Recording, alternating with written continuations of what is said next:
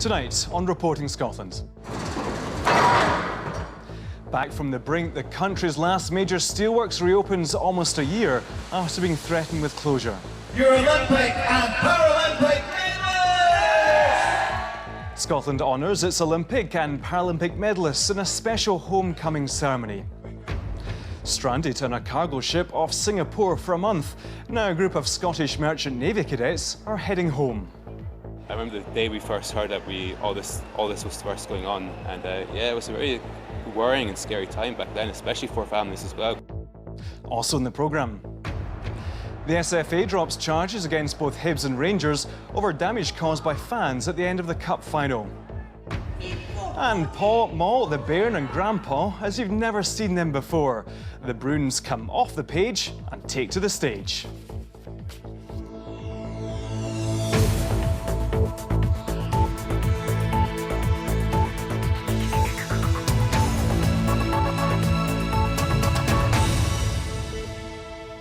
Good evening. Scotland's last major steelworks, the DL Mill in Motherwell, has been officially reopened by the First Minister. It closed down last year along with the nearby Clyde Bridge plant. But under new ownership, there are renewed hopes as the plant is fired up again. Our business and economy editor Douglas Fraser now reports. Scotland's steel town, where they're rolling slab again. After its future went cold nearly a year ago, a warm welcome today for the return of DL's Thunder. The deal to sell it from Tata Steel to another India-based firm, Liberty, brokered by the Scottish Government. The significance of this for Scottish industry, for Scottish manufacturing is really important and can't be overestimated. There are already more than 100 people back working here, and the plans that Liberty have for the future will hopefully see that workforce double over the next 18 months. So this is not just about hanging on to an old industry, this is about reimagining the steel industry for the future and giving it a new lease of life. These slabs have been made in England and Russia. Once rolled and cut, output is destined for construction projects and offshore energy, but they could be used for much more. Building up to 200 jobs may not be the rebirth of a golden era, but they are real skilled jobs, and they're symbolic of a Lanarkshire steelmaking past and a broader modern manufacturing future. The partner plant of Clydebridge to the southeast of Glasgow is yet to reopen. It depends on finding new customers and at the right price. Steel generally globally is in a tough space, and it will continue to be tough for times to come. It's not going to get solved. There is no light at the end of the tunnel for the steel industry globally. But within the UK, there is a clear opportunity to serve the needs of the domestic market. Talking of opportunity, the return of jobs to DL wasn't expected by those recently laid off. Emotion-wise, you don't know what you're going to do when you get paid off in January. You don't know if you're going to be kept on, and that's that. So luckily I was one of the ones that get kept on, and it's been really good. And just unfinished business, basically. Just go on with it and see where it takes us. The nearby Ravenscraig Steelworks site has little on it except for the local college, where the next generation still looks to a future built on steel. I left Motherwell for a good few years because there was no opportunities round about here, and now they're bringing a lot more back to this sort of area and industry, so it's going to work out a lot good. For the people in our generation, I think it would open up a lot more opportunity to new jobs and stuff, and get people a lot more experience and stuff, to get into different types of trades, like the steelwork. Battered and hard-pressed, Lanarkshire Steel has itself been through the mill. For now, at least, a brighter future. Douglas Fraser, reporting Scotland, Motherwell. The Scottish Government has been defeated at Holyrood in a row over health service provision. A Labour motion noting widespread concern about proposals to downgrade local services such as maternity at the Vale of Leven and trauma orthopaedics at Monklands Hospital was carried. Well, we can now cross live to the Scottish Parliament, where our political editor Brian Taylor has been monitoring developments. Brian, what was Labour's argument here?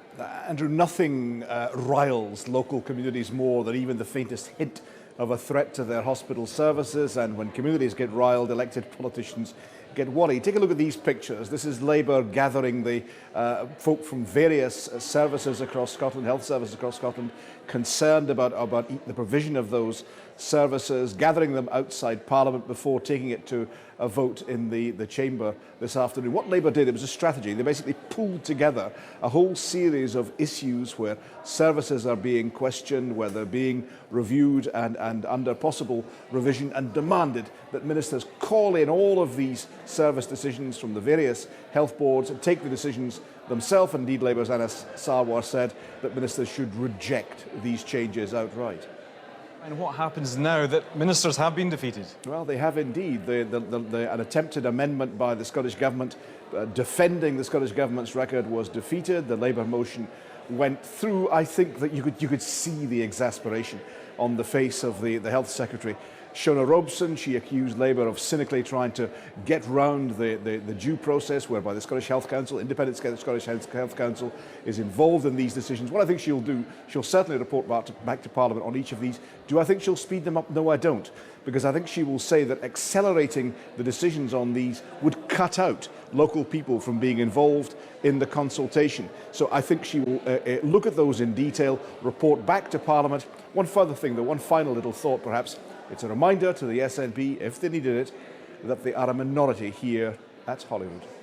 Thank you very much.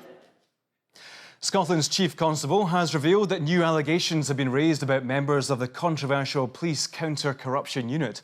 The allegations made in the past 3 months are of attempting to pervert the course of justice and misconduct by officers. Phil Gormley has told Holyrood's Justice Committee the allegations are being investigated. They arise from the investigation into the murder in 2005 of the prostitute Emma Caldwell. Scotland's Olympians and Paralympians have been greeted by huge crowds in Edinburgh as athletes spent the day meeting their fans to celebrate their success at the Rio Games. Our sports reporter Jane Lewis was with them, and we can join her in the capital now. Jane.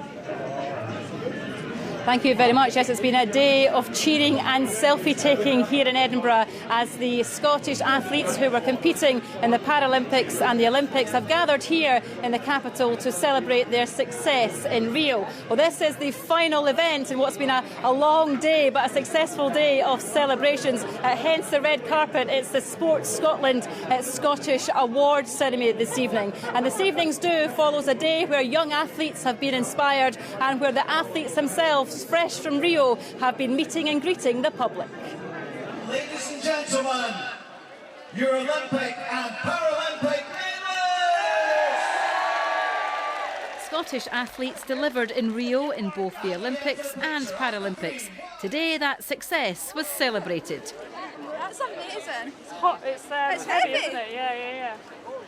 Edinburgh, let's make some noise for Festival Square in Edinburgh, a chance for members of the public to meet their Rio heroes in the flesh. From wheelchair rugby, Michael Kerr. You get away in this little bubble in Rio and don't realise the impact that it's having at home. So we've come back and it feels like being back at Heathrow Airport with that kind of, when you're like going through tunnels of people clapping and things. So no, a really cool day. When you're away over there, it's a great achievement and you see all your teammates doing well, but you don't really realise how much it means to people back home who don't even know who you are. So it's amazing to come back and just, show off what we did as a team, and everyone's so excited by it, and hopefully that'll carry forward into people getting involved in sport as well in the future. Scottish athletes won 30 medals in Rio in all. At the Olympics, the Scots equalled their best ever games with 13 medals, while 17 were won by Scots at the Paralympics.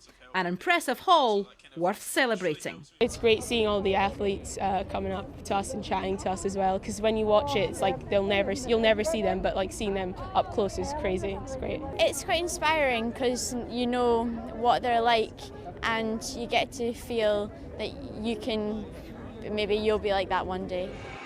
Earlier selfies with sporting stars were also the order of the day. But at the new National Performance Centre, there was also a focus on inspiring the next generation. It's such a nice thing because we get to go chat to these kids that are here, get to do some activities with them. I think it's important for them, but also it's nice for us as well to kind of see the welcome back that we're getting, see how excited everybody is to kind of see the medals and chat to us. Good to see so many kids here. I was inspired by watching Chris Hoy as a kid, and sport should be something for everyone, and it's a great thing to get involved in. So the more kids that get inspired, the better. So tips all round from top Olympians and Paralympians. The Rio Games may be over, but the legacy might just live on. Well, yes, as I say, we're here alive on the red carpet ahead of tonight's Sport Scotland Awards. So it's delighted to say, joined by a Paralympian, a double medalist Paralympian, Gordon Reid, and David Florence, silver medal in the canoeing. Gordon, let me turn to you. Just talk me through today. How's it been? It's been a brilliant day so far. We started off just early on with some local kids, letting them try out some of the sports and just getting some pictures with them and having a few questions and answers as well. I mean, I guess when you're out in Rio, you don't get a real idea of just how much everyone's supporting the Games. No doubt today, though, because they came out in force for you, didn't they? Yeah, so after that we moved into Festival Square, where the public came out and greeted us on the stage, and even just going through the crowds after and signing a few autographs. The amount of people that are telling me they stayed up all night to watch was unbelievable. You've got your medals on. Give them a wee shake, because these ones make a noise. Brilliant stuff. Well done to you. David, let me turn to you. A silver medal proudly round your neck, and quite right too. Today, I guess, has been also about inspiring the future generation. Do you feel that you're playing your part in that? Well, I'd like to hope so. You know, I had lots of people that I looked up to when I was growing up in the sport, and been so much support from back home that it's really nice to get a chance to come back up to Scotland, back to Edinburgh here, and I guess go and say thanks a bit for all the support, but also meet people who are keen to shake your hand, sign an autograph or two, and get a few selfies as it goes these days. Absolutely, the modern world of today. In terms of, obviously, you know, we're talking about the end of the Rio Games, but I guess now your thoughts are towards the next Games in Tokyo, and already starting to think about that and training for that, are you? Yeah, definitely. You know, it always moves on, and you're always looking for what's next and new ambitions. And I've had a great few years. I would possibly like to get more out of the Games than I did, but still fantastically proud to come home with a medal and, start gearing towards Tokyo, I guess. So thank you very much for joining us live on Reporting Scotland, guys. Proudly wearing their medals, and as I say, quite right too. The Sport Scotland Awards ceremony just about to get underway. I'm away to see if I can nip on this red carpet, Andrew. Evening, Jane. Thank you. A tanker carrying the first shipment of shale gas from the USA to Scotland has finally docked in Grangemouth. It was delayed by 24 hours because of high winds. The Ineos Insight spent last night at anchor in the Firth of Forth when the skipper decided it was unsafe to attempt to enter the lock gates. A container ship with 4 cadets from a Scottish college on board has finally docked in Singapore after being stranded at sea for a month. The trainees, along with the rest of the crew, had been stuck in the vessel in the South China Sea since its owners filed for bankruptcy. Jackie O'Brien reports. After weeks of waiting off Singapore, the Hanjin Louisiana finally docked at the city's harbour at 8 o'clock this morning. Its cargo was quickly offloaded, followed closely behind by the 4 young cadets from Scotland who are flying home this evening after becoming caught up in this saga at sea. I remember the day we first heard that all this was first going on, and it was a very worrying and scary time back then, especially for families as well, because our families didn't know anything either. The trainee officers who'd been studying at the City of Glasgow College became stranded when ports around the world refused entry to all ships belonging to the Hanjin's parent company when it collapsed with multi-million-pound debts. Meanwhile, confusion and anxiety reigned on board, as well as fears of running out of food. And by the time the company took the decision to send the ship to Singapore, we had 9 days of food left. And it's a 6-day voyage from Sri Lanka to Singapore. So there's a 3-day leeway there that potentially could have ended worse than it did. During that voyage, we ran out of fresh fruit, fresh vegetables, eggs, flour to make bread. So we were already well into running out of things. The ordeal ended when the Singapore High Court granted the South Korean shipping giant a temporary reprieve, much to the relief of family back in Scotland. Going to sleep at night, it was a worry for me because I think being a mother, you know, you want to be able to protect them and help them, and being so far away, you felt so useless. I'm waiting just till I see him, I think, but getting excited. The cadets are due back in London overnight, from where Rory Hannah will fly home to the Highlands. With the drama of the past month behind him, one of his first priorities is said to be getting a haircut. Jackie O'Brien, Reporting Scotland, Inverness. You're watching BBC Reporting Scotland at 17 minutes to 7, a reminder of tonight's top story. Back from the brink, the country's last major steelworks has reopened.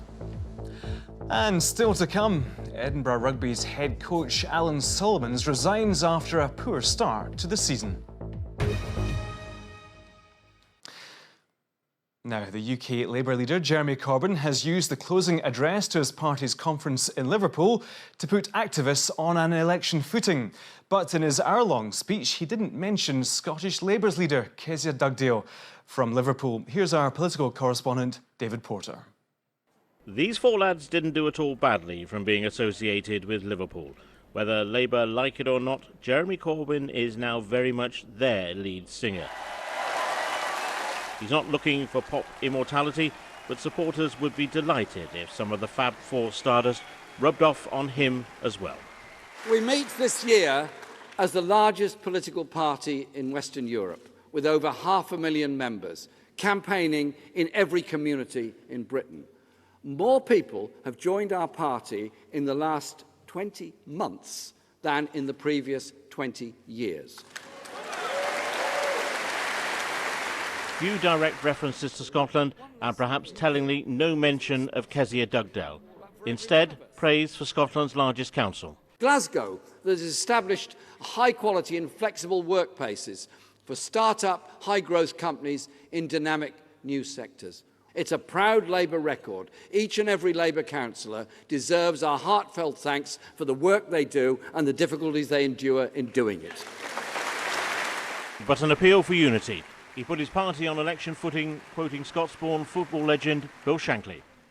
The socialism I believe in is everybody working for the same goal and everybody having a share in the rewards. That's how I see football, and that's how I see life. A traditional end to the conference with a rendition of the red flag. As delegates leave Liverpool, they know that much still needs to be resolved, and electoral cycles can take time to come round.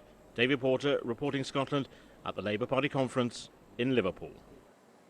A Scottish FA judicial panel has dropped all charges against Hibernian and Rangers relating to crowd trouble after the Scottish Cup final in May.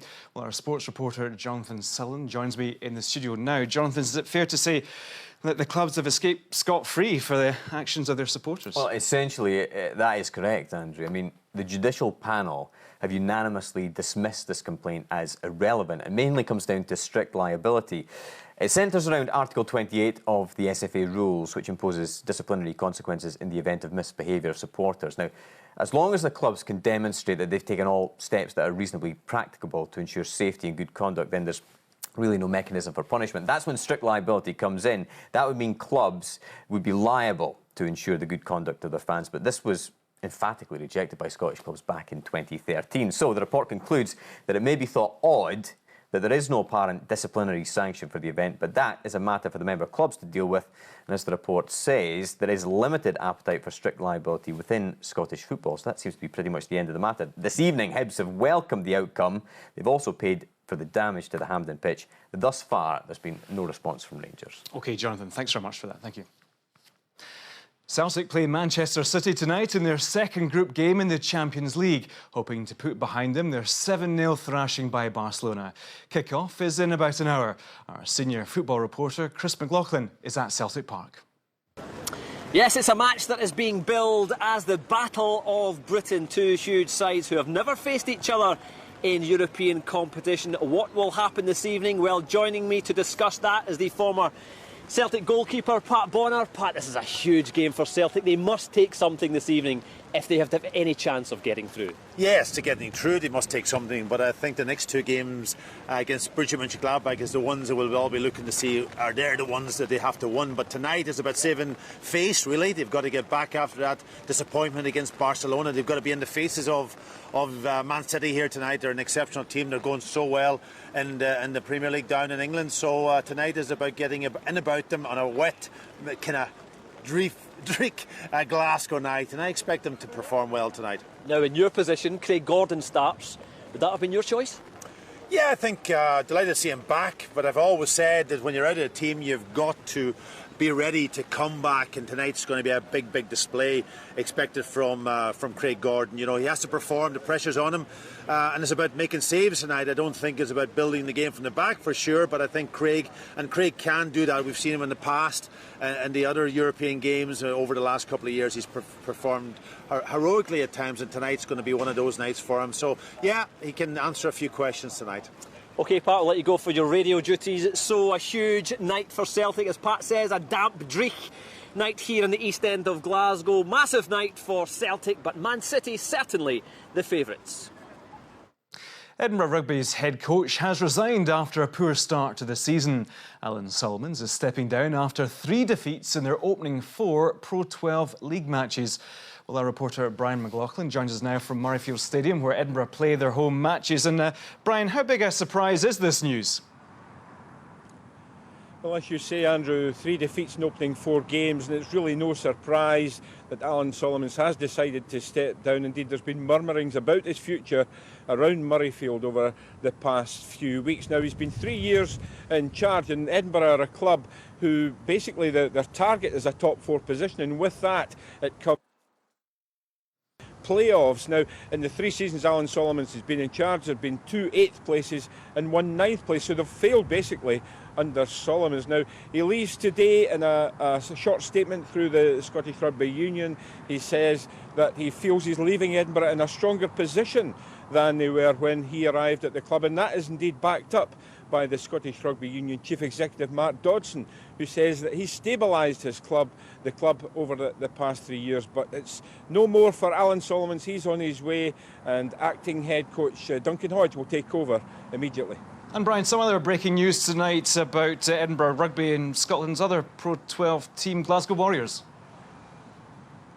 Yes, the Scottish Rugby Union have called a special general meeting, and what they're looking to do is change the rules and regulations that would allow both Edinburgh and Glasgow to bring in private funding. And the reason that they're doing this is to try and improve the clubs, obviously, and put them on a closer level with some of the clubs in England and in France, who get much more better funding than the Scottish Rugby Union. Now, as it currently stands, you know, it takes around £10 million to fund these 2 clubs. So the Scottish Rugby Union are just looking to try and bring in some fresh money into the game.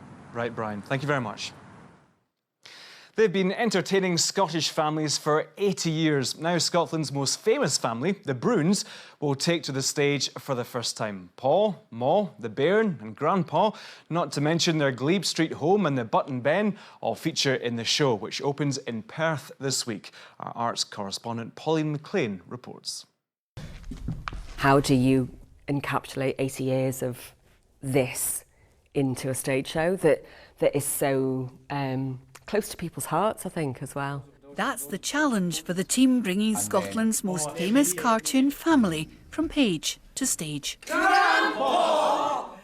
wanted to create a world where it could be a little bit anarchic, they could play with the set. It was like their playground to work in, because the Bruins are this sort of crazy, wonderful, chaotic, lovable family. Doors open. Doors open. Doors open. Doors open. Over the past few weeks, the show has been taking shape.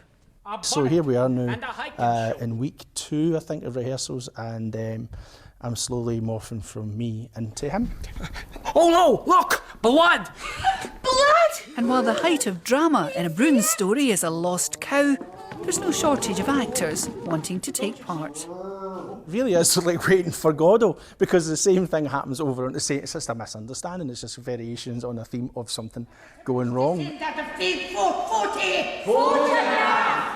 And with days to go, they're all looking the part. But do the Bruins sound like the Bruins? I remember somebody coming up to me in a supermarket and saying, in Glasgow, and saying, "You're that woman that talks like the Bruins." Like most of the cast, Joyce Falconer grew up with the Bruins, and she says it's vital they're still the familiar family people know and love. They can fall out, but within an episode, everything's sorted out. And there was a lot that I could really relate to as well. I mean, there were 6 of us in the house, which is quite small compared to the Bruins, but just that busy house with some doors opening, doors closing, somebody's eye up to something. The show opens in Perth later this week before touring Scotland. And who knows, if successful, the world. Polly McLean reporting Scotland. Now, time for the weather forecast, and here's Christopher Blanchard. Hi, Chris. Andrew, thank you very much indeed. Good evening to you. Well, a real stormy spell of weather to come tonight and tomorrow. We have a yellow be aware warning in force from the Met Office for the strength of the wind, all courtesy of this deep area of low pressure just pushing to the north of the country. Tonight, some heavy rain to go with it, particularly across the far north and the Northern Isles, and then this cold front sweeping eastwards across the mainland. Clearing by around about midnight, to be followed, though, by squally showers as those winds really ramp up. Potentially gusts of 70 to 75 miles an hour around the far north and Orkney. Elsewhere, widely 50 to 60 miles an hour and fairly gusty for eastern Scotland. So for the commute tomorrow morning, widely we'll see gusts around about those figures, and we're likely to see some disruption not only on the ferries but some restrictions on the bridges, the potential for some branches being brought down, debris on the roads, that sort of thing. Extra time needed for the journeys in the morning, and some big waves around the coastline as well, with some overtopping, especially so on causeways. And those showers still with us, really quite squally in nature. Some sunshine out with them at times, but they will be with us throughout the day. The winds, though, easing down. Certainly by lunchtime we've lost that warning, but it remains fairly blustery. And by mid-afternoon, quite a cool feel compared with today. 13, 14 Celsius, and those showers still with us. And certainly to end the afternoon into the evening, a line of fairly heavy showers through the central lowlands, affecting the central belt in particular, so a real soggy end to the day here. Then, looking ahead towards Friday, well, generally a calmer day. The winds are lighter, some sunshine around, a few showers, and those becoming confined towards the west and northwest by the afternoon. And again, a cool feel, 12 or 13 Celsius. What about the weekend? Well, on Saturday, some showery outbreaks of rain for central southern areas. Further north, a wee bit dry and brighter. Winds much lighter, I have to say. But Sunday, probably the pick of the 2 days this weekend, especially if you have outdoor plans. Dry and bright, some spells of sunshine-like winds, and highs around 13 or 14 degrees. That's the forecast, Andrew. Chris, thank you very much. Now, a reminder of tonight's main news. Scotland's last major steelworks, the Dale Mill in Motherwell, has been officially reopened by the First Minister. It was mothballed last year. And that's Reporting Scotland. I'm back with the headlines at 8 and our late news just after the 10 o'clock bulletin. But from everyone just now, have a good night. Bye-bye.